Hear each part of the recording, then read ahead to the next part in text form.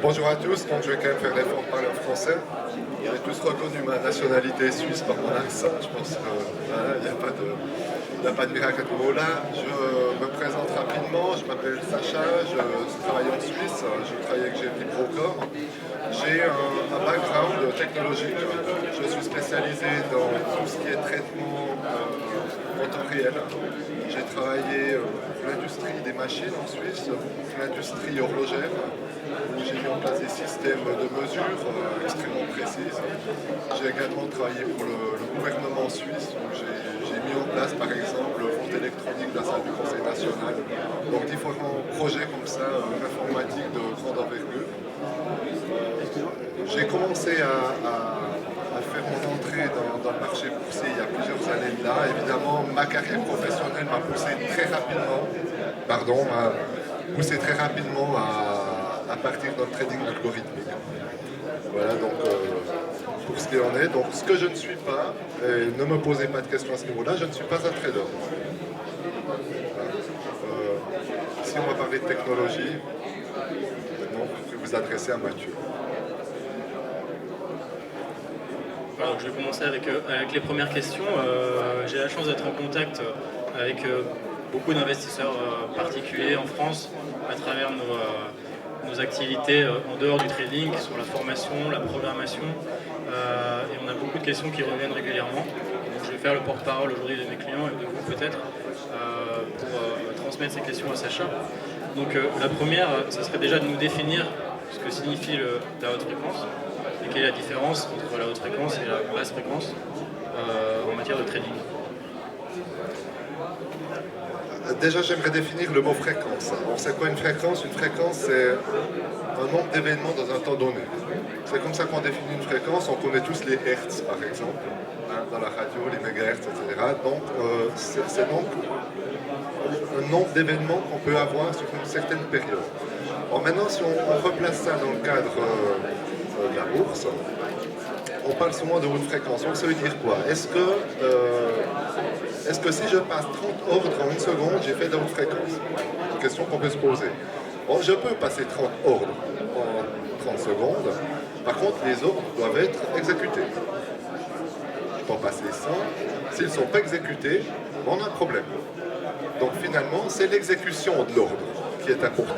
Et la rapidité de l'exécution de l'ordre qui est importante. Et non pas la quantité des ordres. Donc, selon mon concept, je définis une haute fréquence quand on a une exécution extrêmement rapide d'un ordre. Même si on passe un ordre en 1 heure et qu'il a été exécuté très rapidement, pour moi c'est de la haute fréquence. D'accord? Bon, on peut quantifier ça de l'ordre d'un milliseconde. D'accord?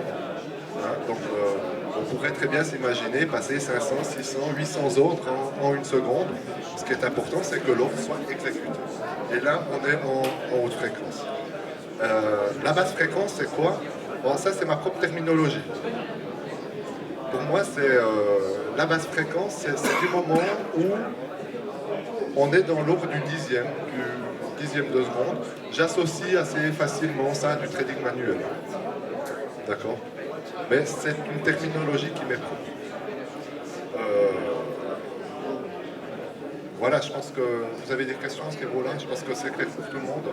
Ce qu'est une haute fréquence pour moi.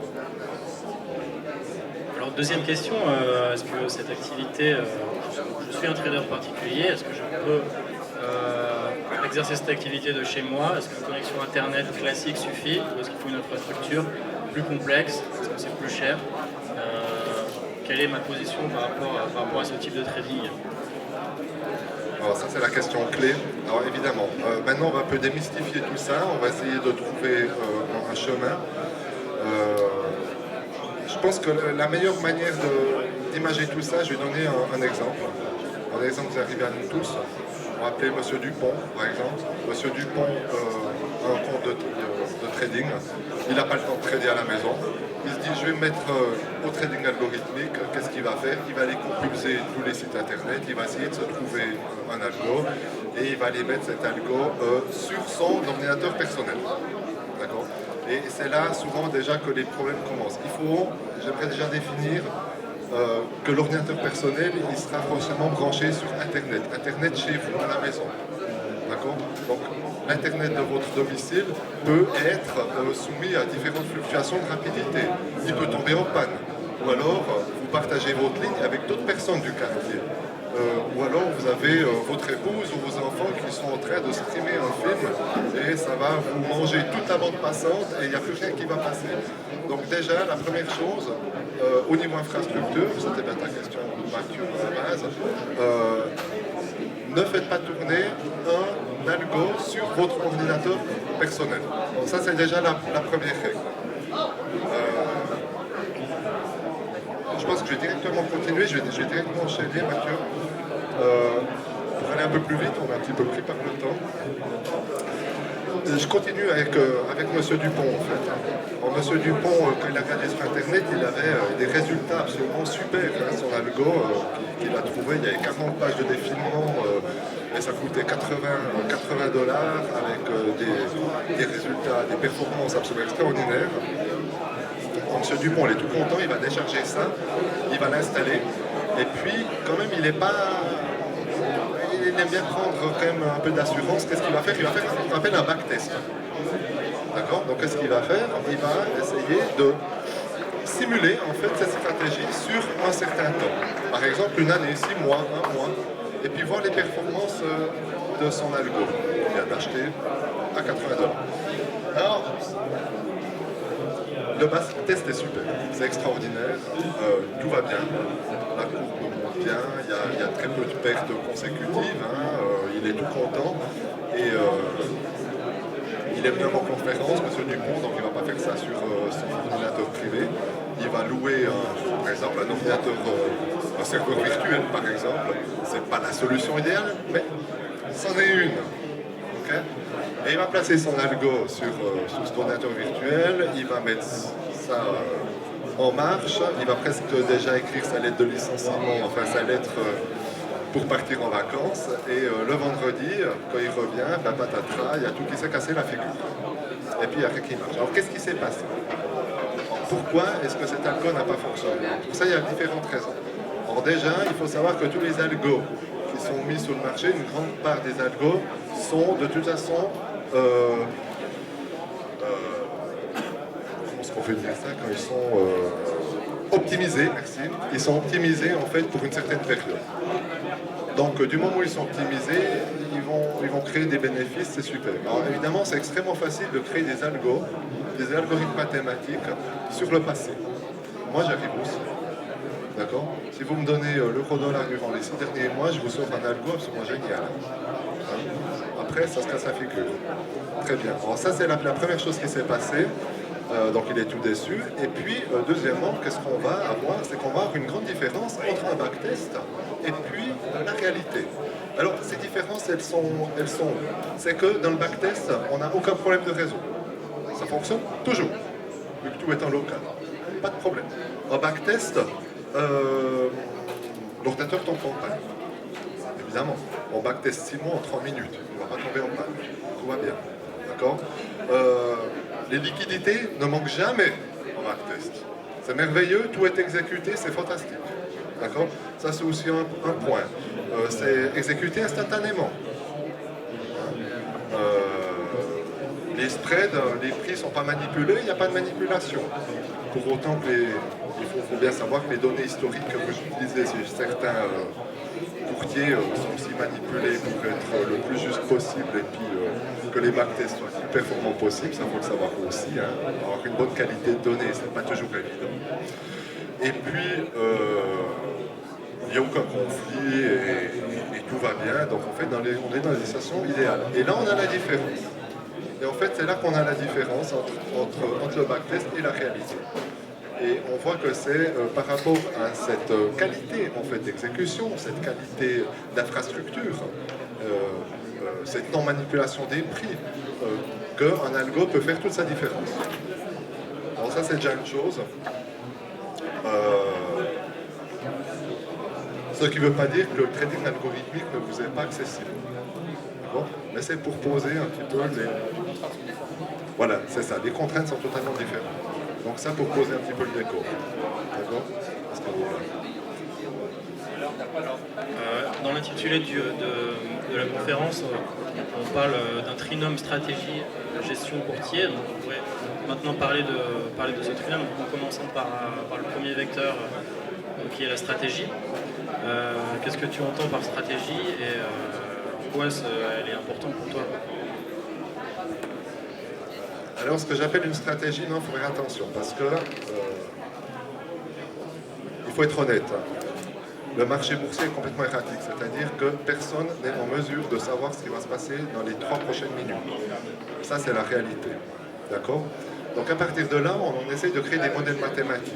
Et ces modèles mathématiques répondent uniquement au passé.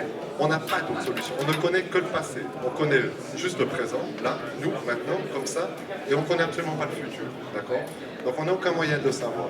Donc on va souvent se baser, et vous l'avez tous fait, on va se baser sur des indicateurs. Oh, c'est super. Des indicateurs, là, il y en a, j'ai des plateformes, il y a 200 indicateurs, c'est fantastique. D'accord? Et il faut savoir que ces indicateurs, finalement, ils indiquent tous la même chose. Ils indiquent tous le passé, mais de manière différente. Et pourquoi il y en a 200? Parce que chaque être humain est un petit peu différent. Et puis qu'il faut que ça convienne à tout le monde. Il y en a qui sont des grands fanatiques des moyennes mobiles, là d'autres, ils adorent les RSI, les ATR, tout ce que vous voulez, mais en fait, c'est exactement la même définition. On est ici dans une représentation du passé. Et ça ne nous donne aucune possibilité de connaître le futur. Alors, qu'est-ce qui se passe avec un algo? Vous allez me dire, on rentre tous à la maison et puis c'est terminé. Non. Qu'est-ce qui se passe avec un algo? Un algo, en fait, il va réagir à un modèle mathématique. D'accord? Donc, en fait, il va créer toujours la même logique. D'accord? À partir même d'un marché complètement erratique, il va créer toujours la même logique. Et on aura une logique répétitive beaucoup plus cyclique. D'accord? On ne peut toujours pas la prédire, mais par contre, on peut donner un certain cycle dans un algo. D'accord? Et c'est là qu'on peut avoir la différence.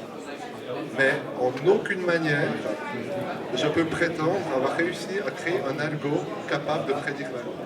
Et ça n'existe pas. D'accord? Je vous le dis, si vous allez sur Internet et qu'on vous dit c'est l'algo miracle qui permet de faire 30% de bénéfices en un mois, etc. Non. C'est possible. Peut-être qu'il va le faire. Peut-être qu'il va le faire sur 2 mois. Et ensuite, il y a tout qui va se casser la figure parce qu'on va se retrouver dans un cycle. D'accord? Donc ici, faites très attention aux indicateurs. La chasse aux indicateurs, ça ne sert pas à grand-chose. Vous aurez juste une vision différente du passé. Donc, ne perdez pas trop de temps à acheter ou à essayer de trouver des indicateurs miracles. Ça ne fonctionne pas à ce niveau-là. Oui. Je voudrais juste peut-être apporter une exception à ce que tu dis. En tant que trader, dans certaines configurations, il y a des manipulations de marché.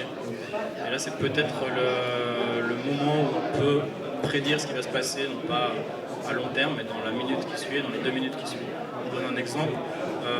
Vous savez qu'il y a des zones à stop. Par exemple, au-dessus d'un prix psychologique, où il va y avoir beaucoup de stops. Et comme par hasard, le marché va spiker pour aller chercher ces stops. Spiker, c'est vraiment faire un aller-retour très rapide et redescendre. Nous, dans notre département de recherche, on essaie de créer des algorithmes pour profiter de ces situations. Le marché est manipulé, on le sait, on essaie de composer avec. Et donc, on arrive à obtenir des systèmes qui vont faire 85% de réussite avec des stops très serrés.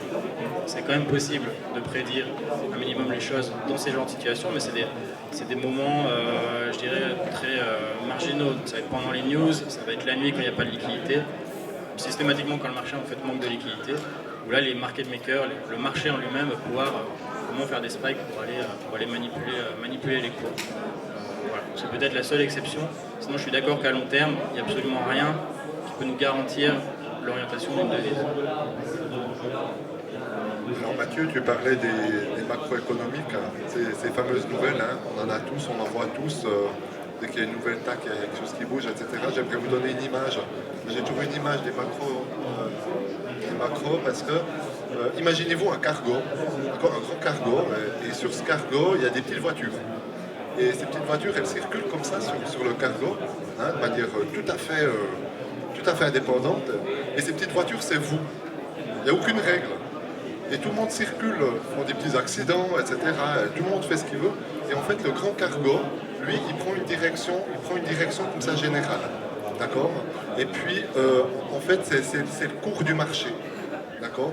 Mais il ne faut pas oublier que vous n'êtes pas ce cargo, vous n'êtes pas le capitaine de ce cargo, vous êtes la petite voiture qui est dessus et qui circule très très rapidement dessus.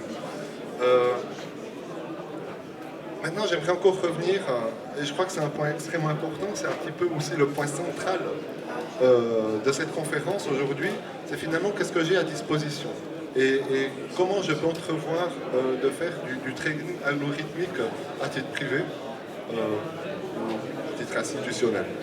Je vous ai parlé au début de la haute fréquence, donc en fait la rapidité d'exécution des zones. Je vous ai aussi énuméré les différences entre un backtest et la réalité. On va essayer de s'approcher le plus près possible en fait d'une situation idéale. Chez JFD, on investit énormément dans la technologie, on investit très peu dans le marketing, parce qu'on préfère investir dans la technologie, contrairement à d'autres. Et c'est aussi une des raisons pour laquelle je suis avec JFD, parce que je peux aussi mettre en place certaines visions futures que je peux avoir. Et une de ces visions, c'est pour moi de pouvoir partager entre différents protagonistes, ça peut être vous, ça peut être des institutionnels, réellement des systèmes à haute fréquence. C'est-à-dire, on ne va pas vous fournir un système à haute fréquence à vous tout seul, mais on va pouvoir mettre à disposition une infrastructure à haute fréquence, sur laquelle chacune des personnes qui veut travailler de manière optimale va pouvoir mettre sa stratégie sur ce réseau haute fréquence, on va dire. Alors, évidemment, maintenant, aujourd'hui, je ne peux pas vous en dire beaucoup plus, simplement pour des raisons de propriété intellectuelle, d'accord? On ne veut quand même pas tout dévoiler, mais ce qu'il faut savoir, c'est que JFD avance sur ce chemin, d'accord? Qu'on essaye d'avoir, on n'essaye pas, on a un pas d'avance technologique, on investit énormément dans ce domaine, et selon nous, c'est vraiment une vision, c'est vraiment un chemin vers lequel on va aller, on va démocratiser la haute fréquence, on va offrir vraiment une possibilité à tout un, chacun, de pouvoir mettre en place une stratégie dans les meilleures conditions possibles, avec la meilleure rapidité, la meilleure liquidité et une exécution de l'ordre du milliseconde. Alors là, je rejoins totalement JFD sur ce plan-là, puisque nous, au sein de Satellis, on développe aussi ce genre de système. En fait, l'idée, c'est d'avoir des milliers de stratégies qui vont chacune répondre à un comportement particulier du marché. Et le système va, en fonction de la configuration du marché, choisir quelle stratégie est la meilleure à adopter ou quelles sont les stratégies les meilleures, quelle taille leur affecter. Et le système en lui-même va piocher dans toutes ces stratégies pour appliquer la meilleure. C'est une sorte de management automatique d'un système qui comporte en lui-même des milliers de stratégies. Donc ça, c'est vraiment l'axe pour moi de développement et le trading automatique du futur. On va passer maintenant au deuxième vecteur de ce trinôme qui était la gestion. La gestion, qu'est-ce que tu entends par là, toi, dans ce vecteur? Pour moi, la gestion, c'est... je vous donne un exemple. Moi, j'aime bien les exemples, je crois que c'est ce qu'il y a de plus pratique. C'est M. Dupont. C'est terrible. Je suis en France, j'ai choisi M. Dupont. Hein. Je ne vais pas prendre M. Weissenflug en Suisse, mais c'est M. Dupont en France. Alors, M. Dupont, lui, il a un money management, donc comprenez bien par money management la manière dont on gère, dont vous gérez votre argent, d'accord? Il a pris une grande position comme ça, il est tout content. En fait, il n'est pas content très longtemps parce qu'il a tout perdu. On va une grande partie. Donc, qu'est-ce qu'il va faire, M. Dupont? Il va dire, je vais me rattraper. Donc, il va prendre le double. D'accord? Et puis, finalement, il va tout perdre. Et son compte, il va avoir mauvaise mine. Tout ça pour vous imaginer ce qu'est une mauvaise gestion. Voilà. Donc, à mon sens, il faut définir deux choses. Il faut définir une gestion crédible. D'accord? Raisonnable. c'est déjà le premier point. Et le deuxième point, c'est on me pose souvent la question, est-ce que je peux automatiser cette gestion? Oh, oui, on peut tout automatiser, d'accord? Mais il y a des règles. Et une des règles, c'est finalement de ne pas manipuler ce qu'on a mis en place. Parce que vous avez beau le programmer, vous avez beau le mettre sur un système, si vous avez le nez dessus constamment, et puis que vous allez changer les paramètres toutes les 3 minutes parce que vous avez perdu, puis vous allez remonter tout ça, ben ça ne va pas fonctionner. D'accord? Bon, il y a effectivement moyen d'automatiser, et souvent il y a des logiciels qui le font, c'est des fois intégré même dans un expert, ou etc. Mais évidemment, gardez à l'esprit que c'est votre responsabilité et c'est à vous d'avoir la discipline de ne pas ensuite modifier votre money management, tout autant programmé qu'il est. D'accord? L'ordinateur, il ne va pas vous dire ah non, non, fais pas ça. Il va exécuter ce que vous avez décidé de faire. D'accord? Je pense qu'au niveau gestion, je vais te donner la parole, Mathieu. Je pense que tu es presque un peu mieux placé pour moi pour en parler. Je suis tout à fait d'accord avec ce que tu dis. On a vu que le marché c'était difficile de le prédire, il peut aller dans tous les sens. Par contre, votre gestion, elle ne doit pas aller dans tous les sens. Il y a une chose qu'on peut maîtriser, c'est ça, c'est nos choix de gestion. L'industrie du forex et des CFD, en mauvaise presse, souvent on dit c'est risqué. C'est risqué pourquoi? Parce qu'on vous donne la possibilité, on donne la possibilité aux traders particuliers d'obtenir une plateforme de trading, même s'il n'a jamais tradé de sa vie, et d'utiliser un effet de levier de 200, de 400, plus parfois. C'est ça qui est dangereux. Mais si vous n'utilisez pas cet effet de levier, en réalité, les devises sont moins volatiles que les actions, par exemple. Donc il n'y a pas un risque supérieur sur le forex que sur le marché des actions si vous n'utilisez pas de levier. Donc une bonne gestion, c'est quoi? C'est modérer le levier, je dirais, ne pas utiliser un levier supérieur à 5 par exemple, ce qui est déjà beaucoup. Ensuite, c'est mettre des stops serrés, c'est-à-dire que quand on a tort, ça ne sert à rien de moyenner à la baisse pour faire baisser son prix moyen, etc. Parce que quand vous allez prendre une tendance qui va durer des mois, vous allez perdre votre capital. Donc quand on a tort, on sort. Et troisième chose, financer son risque avec sa plus-value, c'est-à-dire quand on commence à gagner, à être dans le bon sens, là ok, on a gagné une plus-value, c'est pas le capital, c'est quelque chose qu'on a gagné en plus. Là, on va utiliser cet argent pour prendre un risque supplémentaire, éventuellement renforcer, etc. En plaçant un stop de telle sorte que si jamais notre stop est touché, on ne repère pas plus que sa plus-value. Et c'est de cette façon-là qu'on arrive à générer du rendement année après année. Si on ne respecte pas une de ces règles et qu'on commence à se dire non mais le marché est juste en train de me faire peur, mais ça va revenir, etc., c'est le début de la fin. Donc voilà ce que je peux dire sur la gestion. Je crois qu'on est un peu pris par le temps, donc on va aller tout de suite sur le dernier vecteur qui est le courtier, parce que c'est assez important, je voudrais en parler moi assez longuement, donc je ne sais pas si toi tu avais quelque chose à dire dessus. Alors, juste quelques mots pour le courtier quand même. Ma position quand même, il y a 2 ans que je travaillais avec JFD, pour moi il était très important dans mes recherches, dans mes études que je fais au niveau algo, au niveau haute fréquence, de trouver en fait un partenaire vraiment solide à ce niveau-là. Et j'ai aussi une certaine neutralité, c'est pas parce que je suis suisse, mais c'est parce que j'ai aussi une double casquette, hein, donc je travaille avec GFD, c'est mon partenaire, et j'ai aussi également une petite société en Suisse où je travaille, donc voilà, on m'a pas mis un revolver sur la tempe, et puis on m'a dit maintenant tu vas faire de la pub pour GFD, d'accord? Donc je suis là aussi en tant que personne neutre, et je pense que JFD a trouvé une voie, et j'ai vu aussi que le marché était complètement surfait, hein, que maintenant on trouvait beaucoup de brokers qui font des publicités, des défilés de mode, etc., qui investissaient énormément. J'ai trouvé ça extrêmement surfait, j'ai trouvé chez JFD une réponse, j'ai trouvé une réponse à mes attentes technologiques, j'ai trouvé une réponse à mes visions, et ça a été pour moi un déclencheur, et aussi maintenant une assez longue collaboration qui continue et qui fluctue de manière très positive. D'autant plus aussi que JFD répond peut-être un petit peu à l'aspect cartésien qu'on a en Allemagne et en Suisse. Peut-être un peu moins sensible au grand déballement médiatique, publicitaire. Et ça a très bien correspondu en fait aussi à ma mentalité et à mes besoins. Donc